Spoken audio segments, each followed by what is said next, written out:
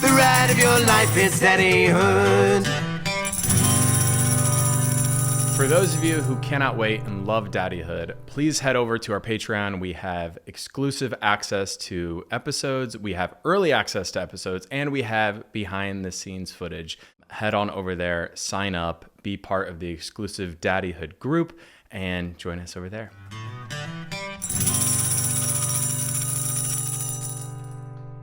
Welcome back to Daddyhood. I am so excited for today's guest. He is no stranger to the podcast. Welcome back, Dr. Levine. Thank you. I'm so excited to have you here. For those of you not familiar with Dr. Levine, he is a world-renowned New York-based fertility doctor and the founder of Nodal. He started Nodal in 2021 out of his personal frustration with the state of surrogacy in America. As a reproductive endocrinologist for the past 10 years, he was tired of seeing the same things happen over and over to his friends and his patients. Gestational carriers consistently said that they were not well informed and felt that they had little autonomy or power in the process. Intended parents were subject to increasingly astronomical fees and had no real visibility. So he decided to make a change, and he desperately wanted to see this in the industry and started Nodal with his own savings. Through Nodal, he helps give back to their surrogates and intended parents by prioritizing clarity, support, and education. But Dr. Levine reminds me that Nodal is more than just a technology platform. Nodal is a team of clinicians, nurses, former surrogates, and intended parents, all dedicated to make surrogacy a more attainable option, as well as exceptional, empowered experience. He thinks that Nodal is the future of surrogacy, and we cannot wait to learn more. I think it is the future of surrogacy as well, and I'm so excited to have you back. Well, thank you. I'm psyched. Well, you know the gig. We get into dad jokes here, so I got a new one for you. I made you laugh last time, so hopefully I can do that again here. Let's go. Dr. Levine, why did the coffee file a police report? I don't know. Because it got mugged. A+. Very New York, by the way. Very New York. Very gritty Very New York. New York. Love it. The police.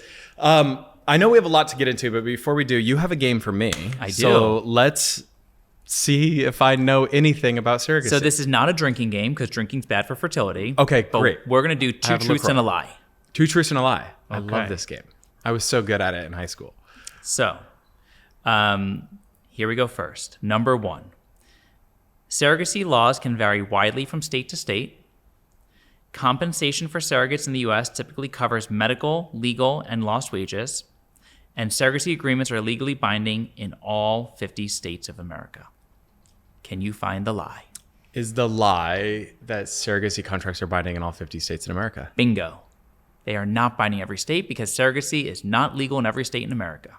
Wow. How many states is it? Today it's 48. 48. So what are the two states? Well, the two states are the ones we don't talk about, but that's Louisiana and Nebraska. The ones that shall not be named. Let's beep those out. But just by the way, which was the most recent state to ever make surrogacy legal? New York. New York State, 3 years ago last week. And you've been practicing in New York since 2014. Yeah. So for you to be able to see from the full run all of a sudden, you said 2 or 3? 3 years. 3 years ago. 3 years ago. That had to be really cool. Yeah, I mean, it's absolutely nuts. So in New York City, basically, surrogacy became legal as a result of Governor Cuomo at the time approving the budget of 2021. Two really cool things happened in that year. Employer-based benefit solutions were a requirement if you had 100 employees in New York State. Yep. So if you had 100 people, your employer had to cover infertility treatment at some aspect of it. And the second was surrogacy became permissible. Wow. I did not know that. I mean, I obviously knew the answer, but I didn't know why. It's awesome. That's so cool. Okay, you ready for All the right, next one? Next one, let's do it. We're going to notch this up a little. Okay. So be prepared.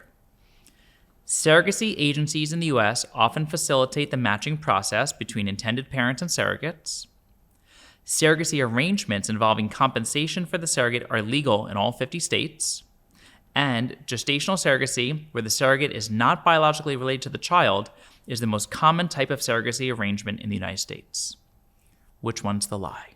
I think it's the compensation one, the second one. There you go. Okay. Because every state and every county has their own rules and regulations for how we actually get it done. And so there's some that you actually like legally cannot pay somebody to carry your baby. So how The contracts would be non-binding. Wow. Now, by the way, most people don't know, like in Canada, Yeah. it's actually illegal to be compensated as a surrogate. So you just have to do it out of the kindness of your heart. I mean, we have a fancy word. We call it altruistic. Got but it. you actually cannot be compensated. Okay. And by the way, Western Europe is the same way. So England Yeah. and France and these other places. Yep. Which is why people want to come to the United States to do surrogacy.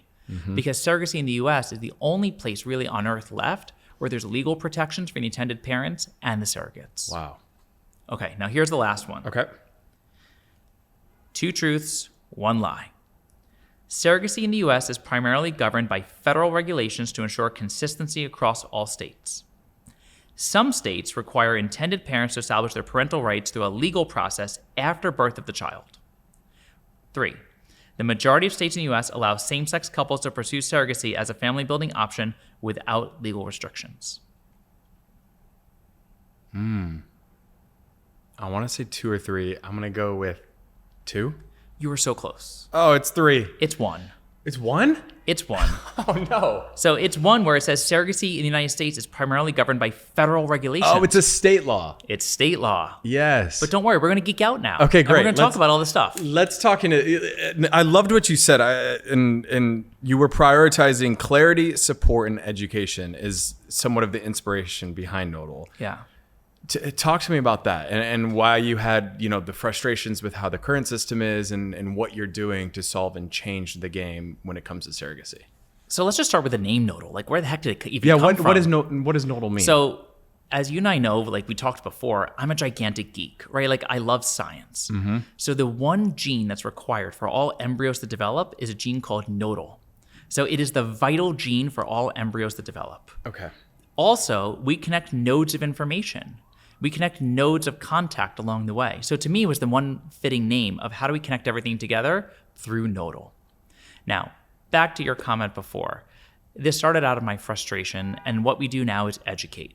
Like, amen, right? Like, there are so many people that are scared to even embark on surrogacy because they think it's going to be too expensive, take too long, the women aren't going to be well treated, they're going to run away with my baby, she's going to drink during pregnancy. Like, they have all these weird preconceived notions.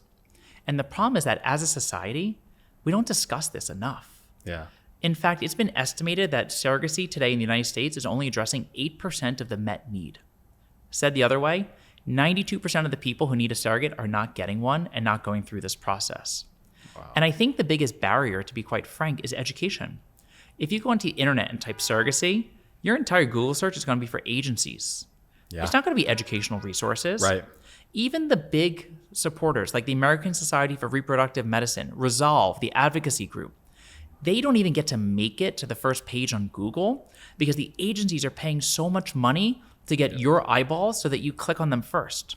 Which, by the way, you don't even get to see women. You have to set up a profile or get a call. Yeah. There's so many barriers to even get access. Tons. So what I said was, first, like, if I'm going to create a platform to help reduce the cost and to reduce the pain points, first, I got to make sure people know what they're getting themselves into. Yeah. So we created a platform that's all about education and transparency. And what we have done is by using a dating style approach, right? Like, we've been called on Good Morning America a la Bumble, right? Like Bumble for surrogacy, where we let the intended parents, the people looking for a surrogate, look for the surrogate that wants to work with them. But a la Bumble, we turned it upside down. And the surrogate picks who they want to work with. And by doing that, we give the surrogacy so much power to actually pick who they want to work with that it empowers that relationship and strengthens that relationship between intended parent and surrogate. Yeah. I will tell you, by the way, when people are on the Nodal platform, the coolest thing they talk about is getting that email or phone call like X, Y, and Z wants to meet with you. That there is someone who wants to help your family on day one. They read your profile and they want to work with you. Like, that's a win. That's awesome. Yeah. I mean, I have so many ways that I can go with this.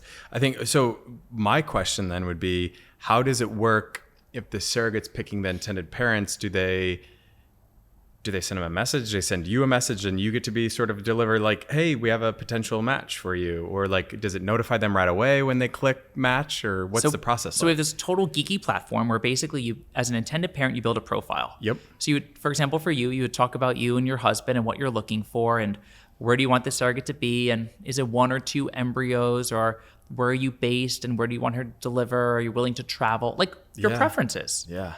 And your story, right? Like we want to know your story, and you're going to put pictures and all this stuff. And then the surrogates are going to do the same. And what we do is we we show the surrogates 3 intended parent profiles at any given time. And if there's no one that like, or no one that really like suits their fancy or clicks with them, they can ask for another 3 profiles to look at. And by doing this, we flip the game. We turn the script upside down. But what's really cool is that when a surrogate says that they want to work with someone, they click request introduction. And our platform automatically will send an email to the intended parents to set up a conversation between the 2. That's cool. Now, you don't just get to go from like, hi, I want to be a surrogate, to like, let me meet Billy and Johnny. Right. How does it actually happen? Well, behind the scenes, we actually have an entire team of 9 people. Like, we're not huge, we're small. We have a team of 9 people, including prior surrogates themselves. And these women talk to these potential candidates, make sure they understand what they're doing, why they're going through it, and then we pair them up with a mentor. We're the only agency or platform in America that assigns someone a mentor on day 1. Yep. And a mentor for us, by definition, is someone who already was a surrogate. So they get a friend right away to be like, what's it like? What does it mean? What am I going through? What do I ask? How does it work? Like, when do I get paid? Do I get paid? Tell me everything. Yep. And by doing this, we're building community. And right, so now all of a sudden the surrogate has a community of people behind her. Yep. She's got the team on Nodal. She's got the mentor. We have our own Facebook community. And then together, she makes her decision who she wants to work with. And do these women, like when they sign up to be on Nodal, the surrogates, do they have to go through testing to even get qualified? Is there like an application process? What does that look like? So it's kind of crazy that since we got started, we've had nearly 15,000 women apply to go onto the Nodal platform. And how many have you approved? Approximately 2%. That's a really low number. Yeah. And the reason that there's such a high drop off is that you might want to be interested in surrogacy and then you find out it's not for you. Yeah. Or maybe you find out that surrogacy can't be for you. For example, some of the things to be a surrogate, you have to be between certain ages. So we like to say between 22 and 39. Yep. You have to have certain things like be a mother, have children at home, have a stable house, stable food, stable job, stable relationship, no health problems, no complications in pregnancy. The list goes on and on. And so what happens is that people kind of weed themselves out really quickly along the way. Yeah. But back to your question, what's really cool about Nodal is that we're a tech platform. And one of the technologies that we have is we can do what we call high throughput medical record review. That's like a whole bunch of garbage words. In plain English, we review medical records in days when the average agency takes weeks. Yeah. And if you know yourself, with going through the process or starting the process even, the medical record review is the number one bottleneck to a surrogate going from hello to let me get started. Right. And so because we've been able to fix and solve that problem, people move through our program faster, easier, more efficiently. Yeah, I love that. And so talk me through, because they match, and then obviously you get to make the exciting news. Do they meet over Zoom? Is it regionally based? Because I'm assuming with this being the beautiful thing about this being on an app and telehealth and the direction that our healthcare system is going, you get to do everything sort of remotely. Yeah, so it's all virtual.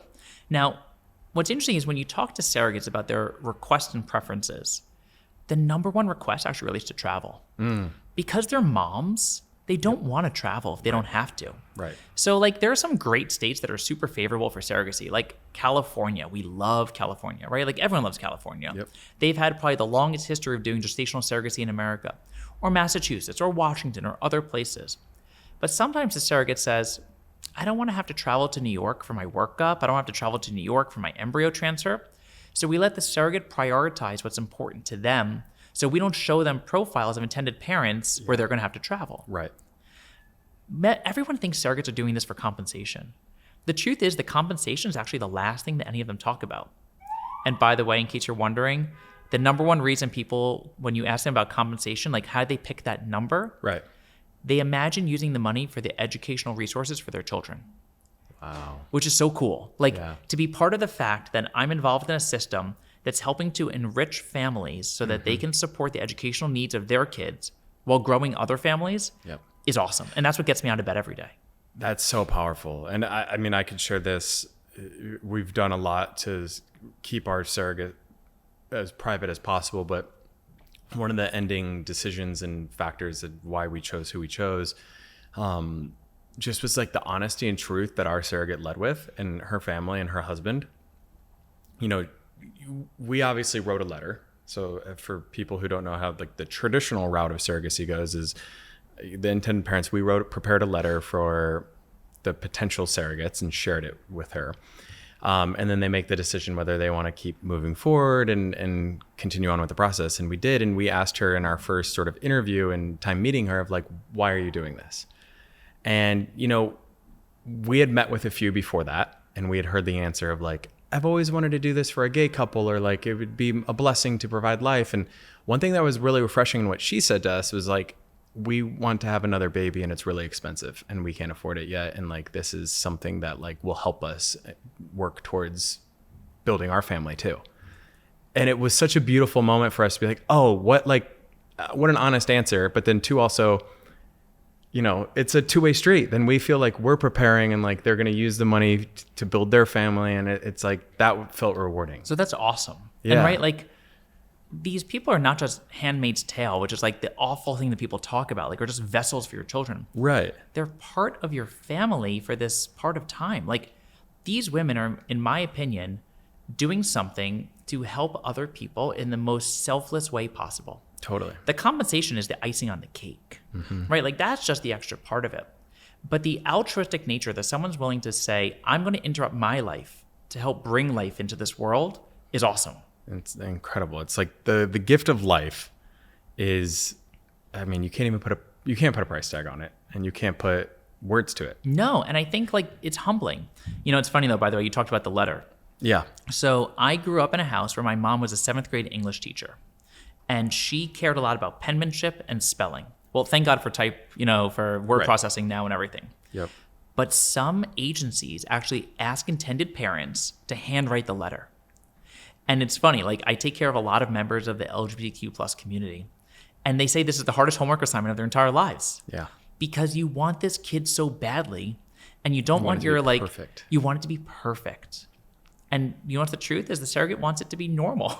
I know. They don't want it to be perfect. Like Right. They might like a scratch out. Yep. And so what I always tell people is when you're going to go write the letter, before you write the letter, you and your partner, or if you're a same sex or by yourself, it doesn't matter, whoever is around you, make a word bank.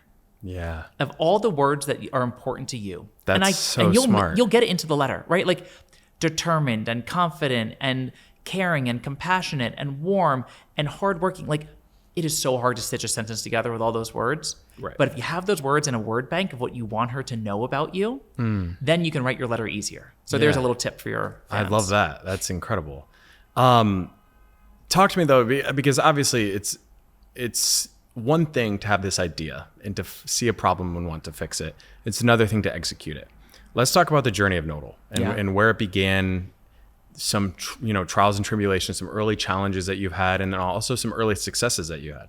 Totally. So Nodal started in 2021 when surrogacy became legal in New York State. Now, as the only guy in my medical practice, I had already been seeing a lot of same-sex male couples and a lot of single fathers by choice going through surrogacy. And by the way, I was like the biggest advocate when surrogacy became legal in New York State. I was like, thank God I can actually treat my patients. Yeah. Because before that point, I was shipping embryos out of New York to surrogacy-friendly states like Massachusetts. Yep. So I saw this going on and I was like, this is amazing. I want to do this every day. And then I started getting these phone calls being like, hey, Dr. Levine, I can't afford this. I made embryos with you and my employer paid for it, but I don't have $150,000. Like, I'm an engineer and my husband's a teacher. Like, we make $200,000 total. We can't afford $150 to like just have the kid, let alone to actually like raise the kid. Right. Or like, hey, we only have one embryo and this agency won't take me if I only have one embryo. And I kept hearing these stories. And what I realized was that there were 3 pain points that everyone identified. The financial cost was number one, number one. Number 2 was the time cost.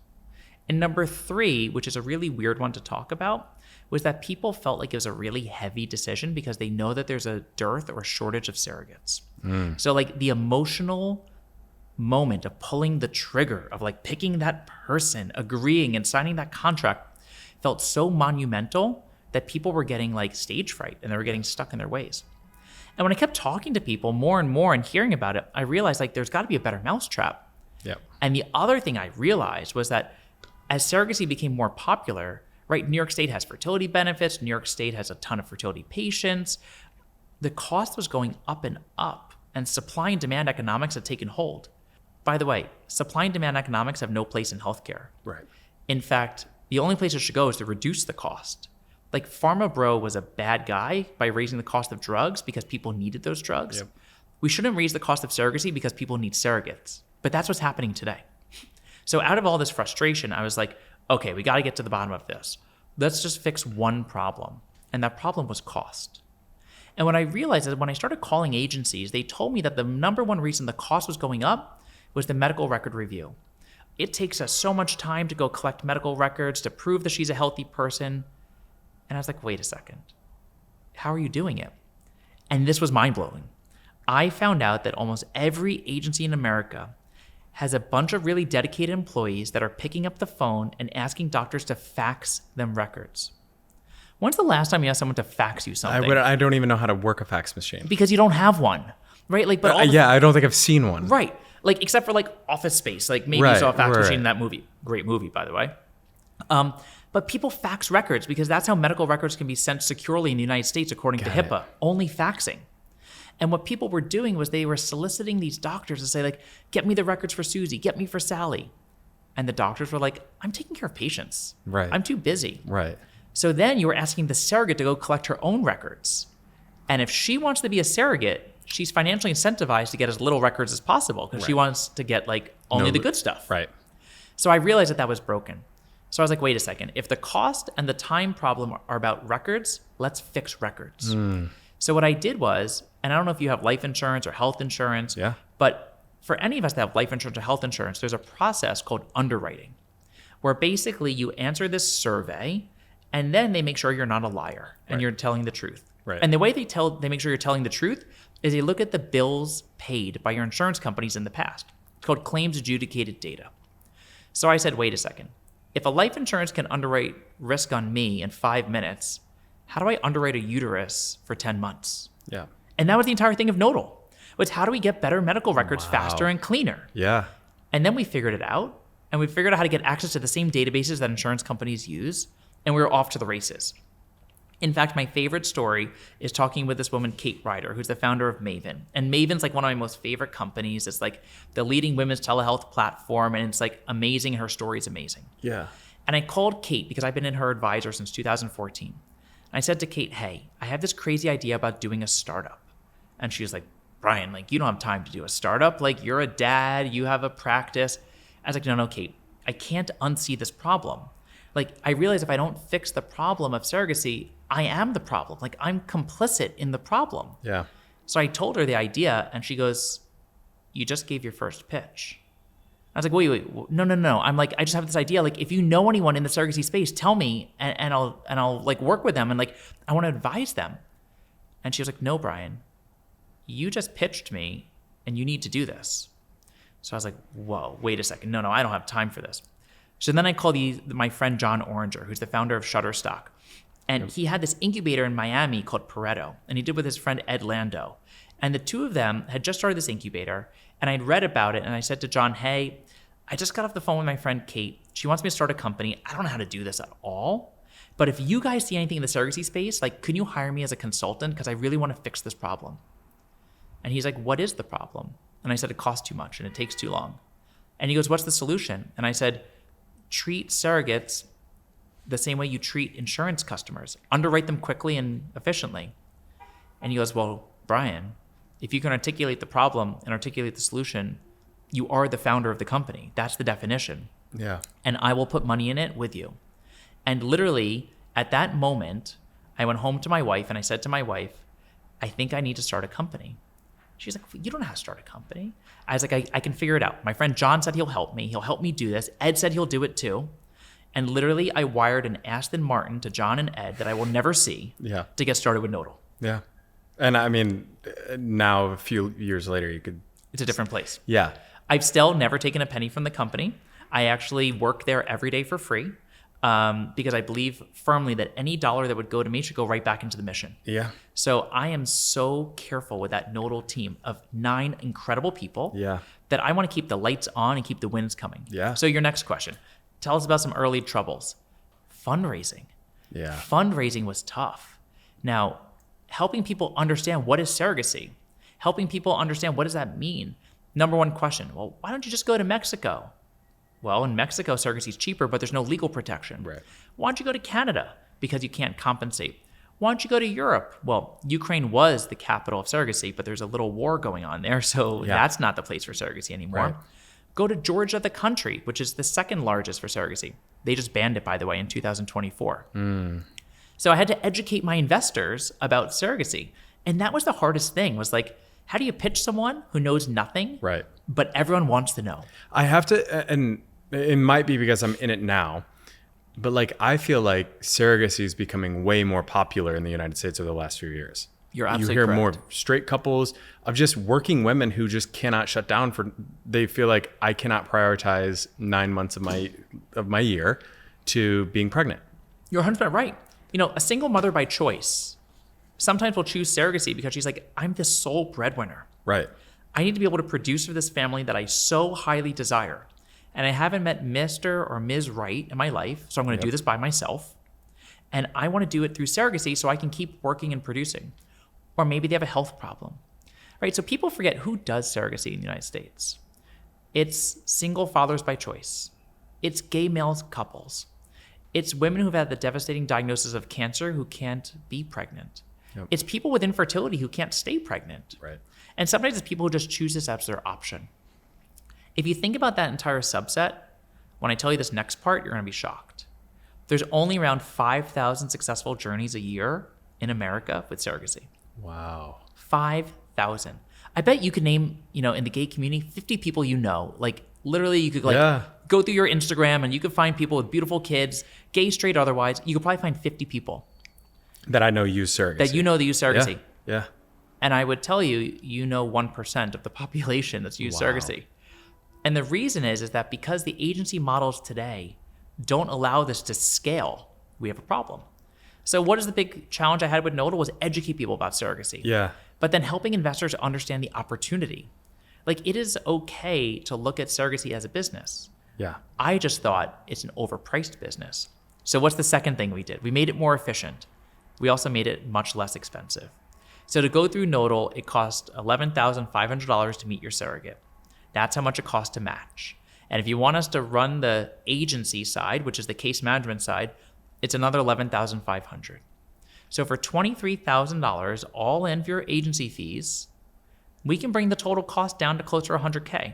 Yep. Right? There's still indirect costs, like you have to pay her compensation, you have to pay for health insurance, the legal, the escrow, like there's all this stuff. And do you handle that in platform? Nope. We actually can refer to partners to help people reduce cost. Okay. But we made the big ticket item much less expensive. Yeah, because I could just speak from my experience. Agency cost fees typically are around $20,000 to $30,000 per egg donor, higher normally. Up. The egg donors are 20 to 30. Okay. Surrogacy agency fees can run 40 to 60 is the average in America. Okay. Well, Jordan handled the wires, so you can tell that I didn't know that exact number, but yeah, it was a lot. I knew that it was a lot of money. It's mind-boggling. And so what I said is, how do we get to the point that we are half the cost of an agency and twice as effective? And that's what we try to do every day. Yeah, which by the way, I was on a wait list, a surrogate wait list for 6 months, and our egg donor one took us a while to match. So our average wait time on our platform for intended parents is 45 days. Wow. So it's way more, it's time efficient and cost efficient. And then here's the last part. You're educated. Because we set you up with mentors, because my team has previous intended parents. Yeah. We talk to people like they want to be spoken to, which is, you're about to do this awesome thing, but let me make sure you know the words. Like, we have this vocabulary list that we send people of all the key words, because like, what's a surrogate? What's traditional surrogacy? Yeah. What's a contract? What's an escrow? Like, I don't want people Googling this stuff. Right. Because when you Google, you end up on an agency website.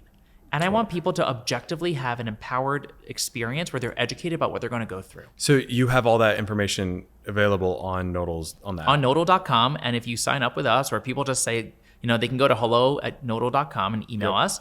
We will send you everything. Like, we are fully open and transparent. Even if someone doesn't use us as their platform, we hope they at least get educated by us for free. And here's the other cool thing.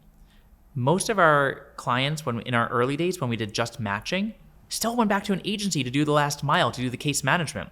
They just used us to hack the system to go faster. Yeah. Because the average wait time in America today is between 9 and 18 months, depending who you speak to. And was case management part of the business model from the beginning, or Never. did you guys added that on later So on? we always viewed case management as never to be the core business, because at first we're a matching company. Yeah. But then we had a problem. What we realized was that people liked the experience so much. Case management wasn't a nice to have. It was a need to have, right? You need case management to go through the process. And so what we realized was that people needed us, and they'd put their faith and trust in us to do the heavy lifting. Yeah. And now they want us to do this lighter lift process. Yeah. So it became part and parcel of what we do, but people still sometimes do the opposite, where they do just matching. Yeah. We've had no one do just case management, like bring your own surrogate and do just case management. But with our screening platform, we will screen people all the time. So we get these really cool requests through Facebook. It's incredible. Where people are like, hey, I met my surrogate on Facebook and I want to do an independent journey, but how do I know she's telling me the truth? Can you check her medical records? And you can. And we do that. Wow. We do it all the time. That's incredible. It's so much fun. And by the way, it gives everyone this sense of security, because it's a leap of faith. Like, you're trusting this woman to really help protect your greatest joy that's going to happen in the best way possible. Yeah. So how do you protect it? Is you wrap bubble wrap around it by putting some safety measures. I mean, and I can imagine the case management is, you said it was born out of necessity. I mean, for $11,500, I mean, just speaking, it sounds like that's pretty break even. You're just more so just like servicing the other side of it. So we're not doing, the goal of Nodal is to scale, right? Yeah. We're not trying to make dollars off every couple or individual. What we're trying to do is to change the ecosystem that's out there and to really make a bigger movement, which is, how do we treat people at scale? Yeah. It doesn't have to be so clunky. Think about it this way. It's a very clunky process. And I think I could speak on the fact that you have to be very patient.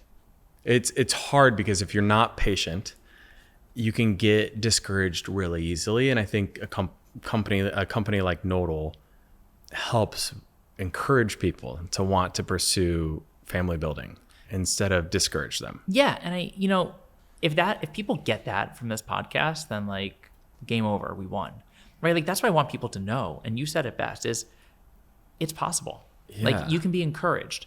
Like, my mother asks me, like, I don't get this Nodal stuff. Like, what is the difference between you and an agency? And I was like, agencies are analog and Nodal is digital. So by the way, quick dad joke break. I just remembered one of my favorite dad jokes. Please hit me. Are you I'm ready. Okay. Do you remember cassette tapes? Yes. Okay, so cassette tapes have an A side and a B side. Yep. So it's only natural that after cassettes came C's and D's, CDs. Wow. I didn't think about that. There you go. Is that No, not at all. Compact disc, but compact. Yeah. I was like, is that what it stands for? but in all seriousness, I went to a state school university. All right, guys. Like, yeah, I mean, you did get some take head it trauma easy. playing football, I'm sure. That too. Thanks. Now my husband's for sure not going to let our kids play football. But in all still working seriousness, on that. I think of agencies today as cassette tapes, which is fine, right? Like, they let you listen to your music and it's totally perfect. Yeah. And Nodal's kind of like your MP3 or like your digital asset. It's the same job in the end of the day. Like, we are collaborative, not competitive. And we're not for everyone. But what we can do is, at scale, reduce the cost and improve the efficiency of a very clunky analog process. I love that you said that, because I feel like there's a lot of people who have businesses get so caught up in the, how can we get this market? How can we get this person? And I think if they took the approach like you did of saying, we're not for everybody, but we want people to know we exist. That's, I mean, and with Daddyhood, like, that was my goal, is to bring on different perspectives, different people's, different backgrounds, different beliefs, and just introduce them to this audience and just say, hey, this place exists. Maybe it's for you. Maybe it's not. But like, you need to know that this is a potential journey that you could go on. Because like, every path to parenthood looks different.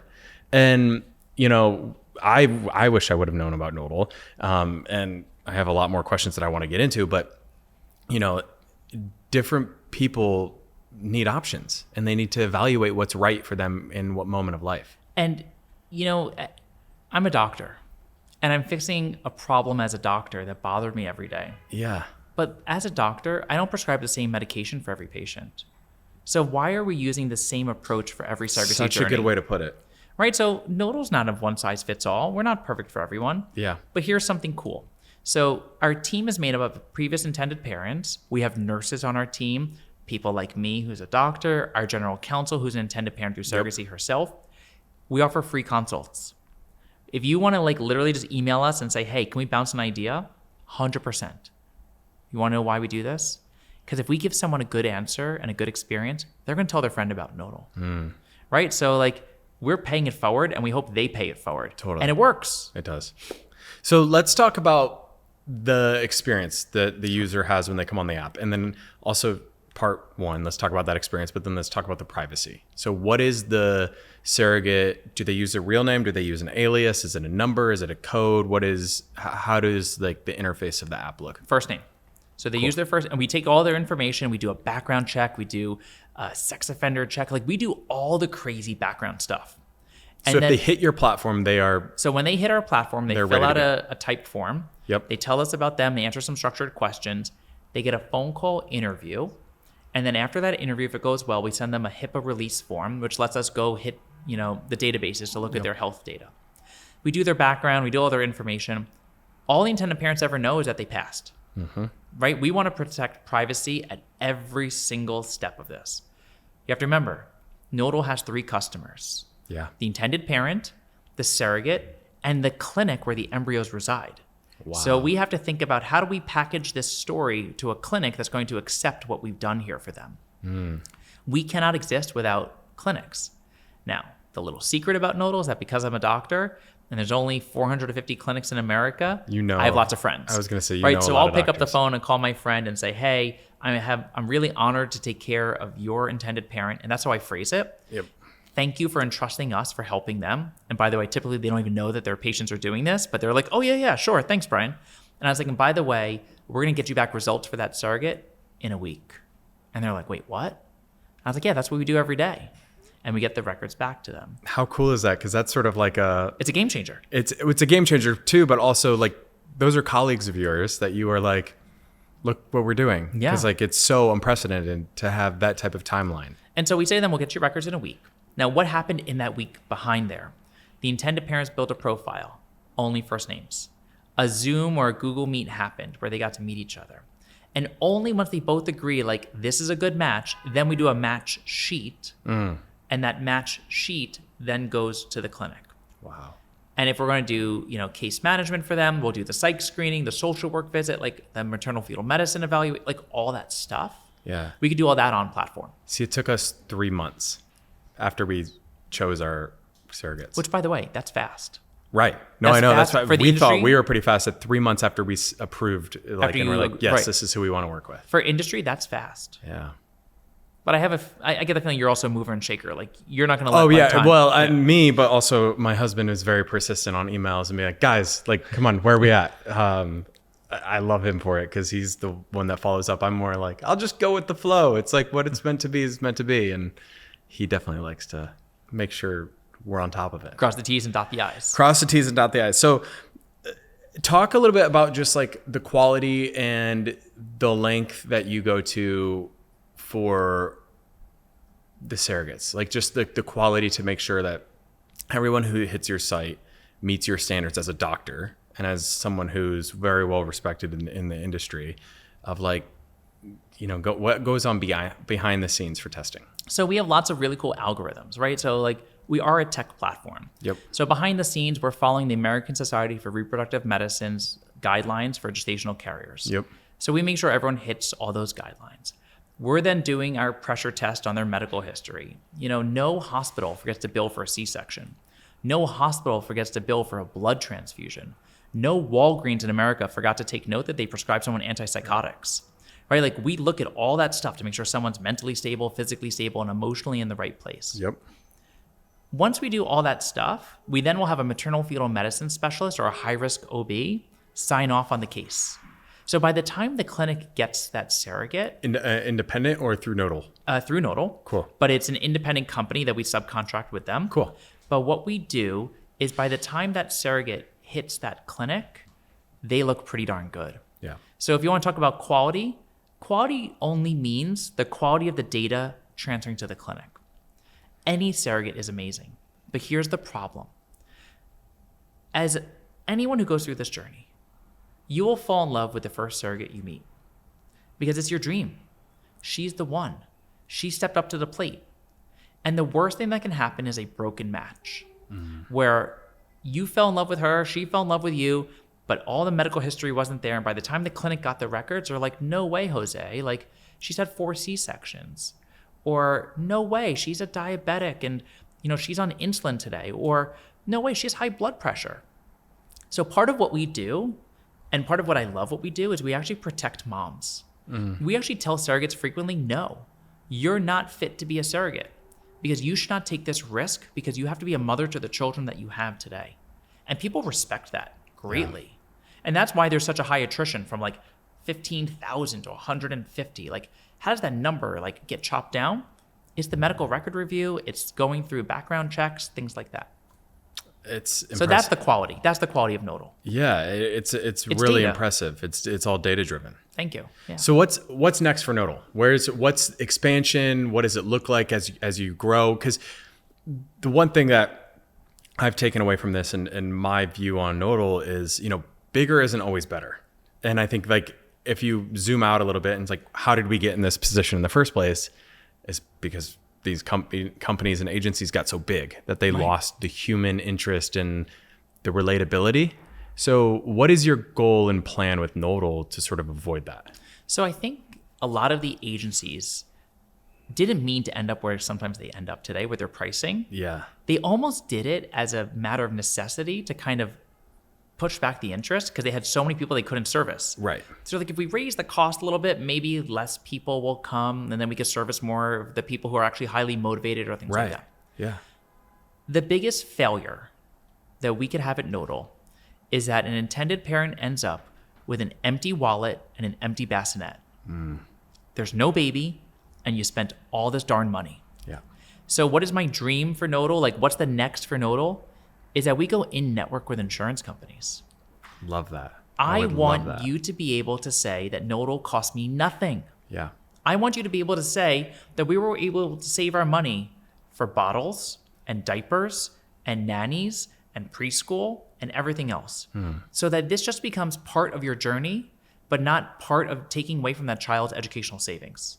So that's my dream for Nodal. It's to make us in network. Sign me up to advocate for that when it comes time, because that would be a dream, especially for same-sex couples. I think, just knowing, of course, we don't have the opportunity and we don't have the right body parts to do it, but I would if I could, and I think our heart's there. Look, you and I talked about this before.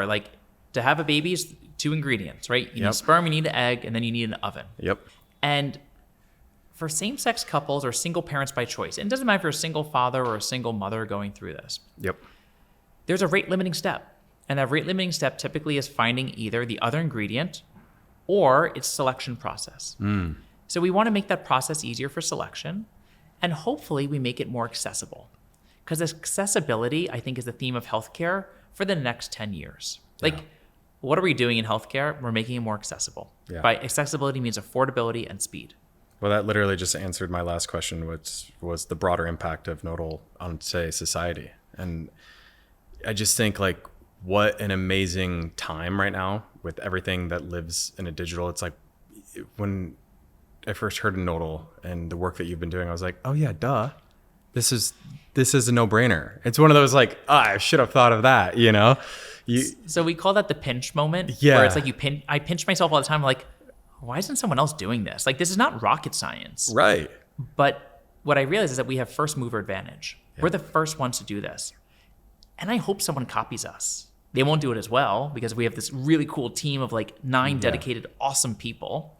But the truth is, what we're doing is that from a big picture perspective, we open the aperture, we're just bringing accessibility to something that a lot of people can't even get started with. Yeah. And I think what's the future plan for us? In network with insurance. So today we already work with Progeny and Maven and Carrot and Arc Fertility and like these great employer programs, which is awesome. Yeah. But like, imagine if your United or your Aetna or your Cigna or your Blue Cross Blue Shield had a surrogacy benefit that you could access. Right. And we could do it for them. If we took a step back, I think if we could help with egg donation and sperm donation and help with all of the third party, I think that opportunity is huge. Yeah. You know, it's actually been said that if you look at companies that offer fertility benefit, approximately 8% of that population identifies as LGBTQ+. By definition, that means that 8% of that population needs help from a fertility specialist. Yeah. Either for an egg, sperm, uterus, whatever, they need something. Yep. And so if we can service a subset of that population, then we're winning. Yeah. I mean, it seems like we're trending in the right direction. It seems like insurance companies should get on board with this because the way that our world and relationships and love and families are being built these days, it seems like a good practice and standard to have included for your employees. Well, and just take it one step further, like, why do we work so hard? Like, we work for our kids, like we work for the next generation, we work for our family. Yeah. So your employer should support you growing or starting or completing your family, no matter how you do it. Yeah. And the fact that someone doesn't have a uterus shouldn't preclude them from the ability to have a kid. Amen to that. And I mean, it's a no. I mean, today's generation is so impressive, and there's more people identifying as LGBTQ+ because they feel safe to be able to come out, but also it shouldn't stop them coming out as gay. What I'm trying to say is wanting to have a family shouldn't keep you in the closet. Yeah. And it's companies like yours that is moving that needle forward for people like me who sort of, hid behind other things to try to keep that family life moving forward. So thank you from me and the community who wants to have families and also be, gay. Yeah. And I think, look, what you're doing with Daddyhood is you're bringing a topic that so many people think about, but they don't know how to start the topic. And which I don't either typically. Right. I just know that I want to have conversations and I want to bring awareness and I want to educate people and I want people to understand like Nodal is out there. Nodal is an option. There's so many incredible companies that people need to discover. Yeah. And I think sometimes it's like you're frozen. Yeah. Because you don't know where to start. Right. So if you want to start your surrogacy journey, come to us. Yeah. And we'll do it. Yeah. And look, we hope you're our customer. And at least if you're not, you're going to leave us educated. Right. Amen to that. Thanks. Well, before you wrap and before you go, can you leave us with some advice, some wisdom, something that you got for us? Yeah. So I tell everyone that as a runner, surrogacy is a marathon, not a sprint. And so I don't care what race you run, like the New York Marathon, which is my favorite race to do, mile 21, 22, you hit that wall, you're like gasping, whatever. There's a finish line and you just got to push through. And surrogacy is no different. It's going to have its walls. It's going to have its bumps. You're going to need water. You're going to have to take a break at some point. But just know there's a really cool thing on the other side and just stick with it. And just keep some energy in the tank because it actually can work. And if you want to do it, perspiration will lead to it. Like put in the sweat, put in the time, you will get there. Amen to that. Put the work in. Put the work in. I love it. Thanks for joining me. Thank you. That's a wrap awesome. on Daddyhood. The ride of your life is Daddyhood.